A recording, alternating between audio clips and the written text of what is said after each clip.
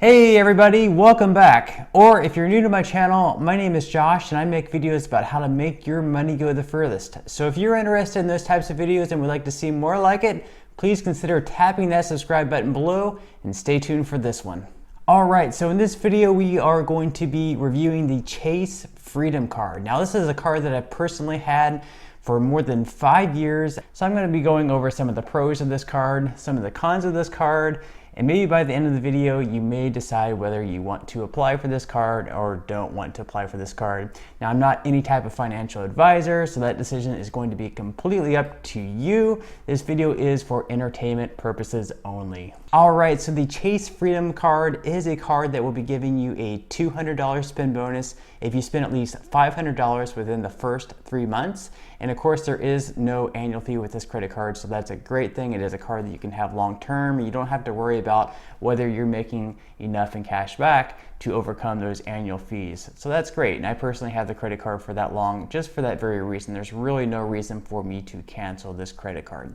Now, I will say that in order to receive that spend bonus, you must not have received another spend bonus like that from this card within the last 2 years. So if you've had the Chase Freedom Card 1 year ago, you got the spend bonus, you can't just then cancel the account, create another one, and earn that spend bonus over and over and over. It just doesn't work like that. It would be great if we could. I for sure would take advantage of that, but Chase is intelligent enough to know that you have to spread that out over 2 years before you can receive that spend bonus once again. Another great thing about the Chase Freedom Card is that they have 5% bonus categories every single quarter.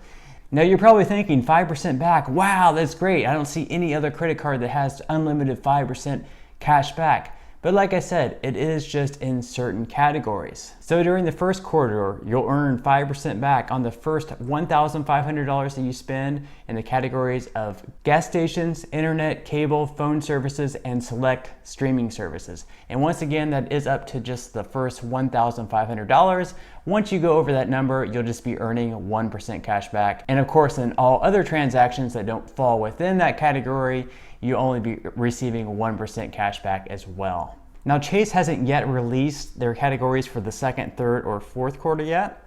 And usually they don't until around 2 to 3 weeks before the next quarter begins, sometimes even a little bit later. But I will go over what the categories were for the 2019 year, just to give you a little bit better idea of what they have, what categories they had in previous years, just because what they had in 2019 most likely will be very similar to what they have this year in 2020 as well. So in the second quarter of 2019, they had the categories of home improvement stores and grocery stores. In the third quarter, they went back to gas stations and select streaming services. And in the fourth quarter, it was department stores, PayPal, and Chase Pay. Now, I'm not saying it's going to be exactly like this in 2020 as it was in 2019, but what I am saying is it's most likely going to be very similar. The second quarter may be something like grocery stores, and then you'll probably have gas in there once again. And those are two categories that pretty much all of us spend money in: grocery stores and gas stations. So you might as well receive the 5% cash back in those categories. And as mentioned before, if you're not spending in those categories, you'll only be receiving 1% cash back. Another great thing about the Chase Freedom Card is that you will be having a 0% APR for the first 15 months on all transactions and balance transfers. After that, it will go up to around 16 to 24.5% and can fluctuate based on the prime rate.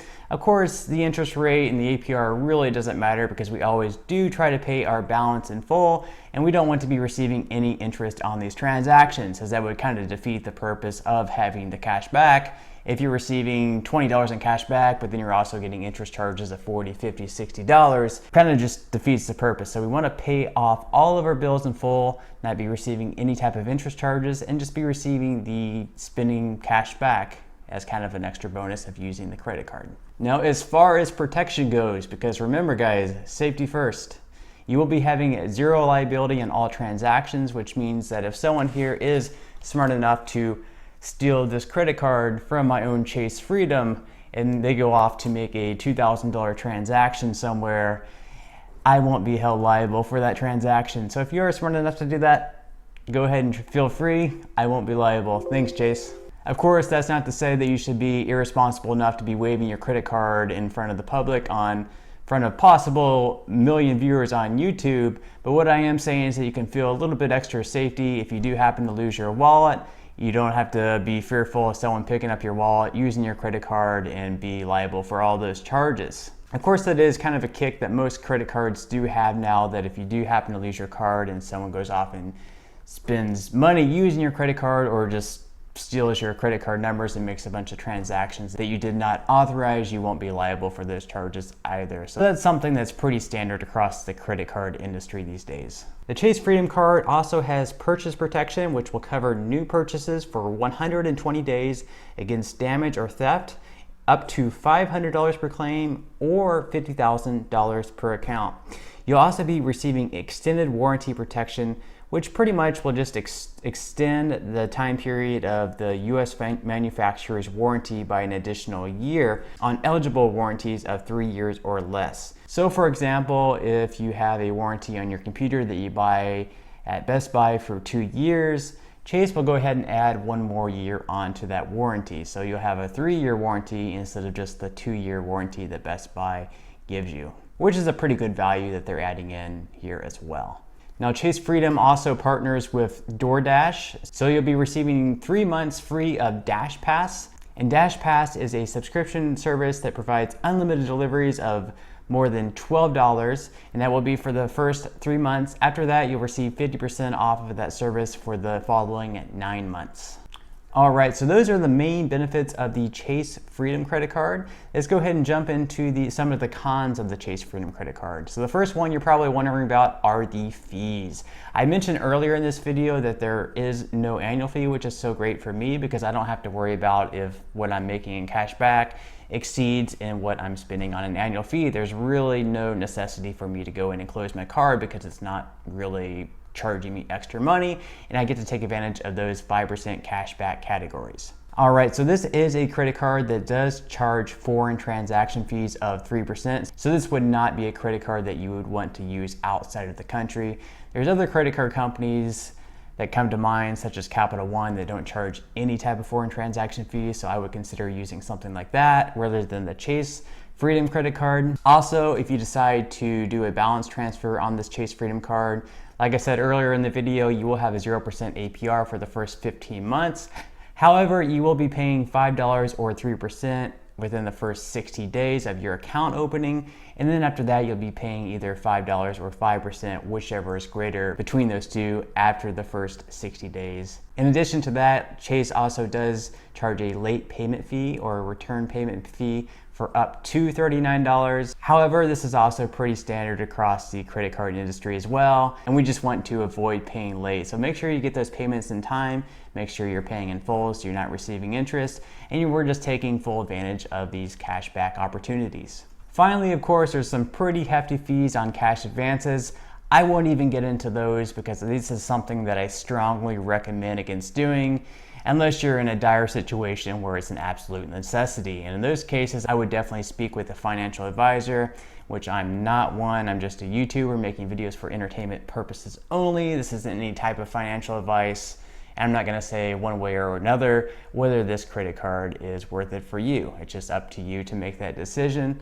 The only other negative thing I can really say about this credit card is that you'll only be receiving 1% cash back if you're not spending in those categories of 5% each quarter. So unless you're spending in those quarterly categories in the correct quarter, I would go ahead and choose another credit card that earns a little bit more cash back than the 1% that you'll be receiving with the Chase Freedom credit card. As you can see, there really isn't anything negative I had to say about the Chase Freedom credit card. I personally only use it during the 5% categories and mostly in the gas stations as well as the grocery stores. And of course, if I have like streaming services like Netflix and Sling, which I really don't use a whole lot of either. But if you are the type that does have a lot of streaming services, the 5% back on that will probably beat the other card that you currently have with it. So that's a great kickback to have. Well, that about wraps up this video. If you did enjoy the content in this one and would like to see more like it, please leave me a like and also subscribe to my YouTube channel. In addition to that, if you do happen to have the Chase credit card and you personally enjoy it or you're thinking about getting it, please consider leaving a comment below. Until next time, I'll see you guys.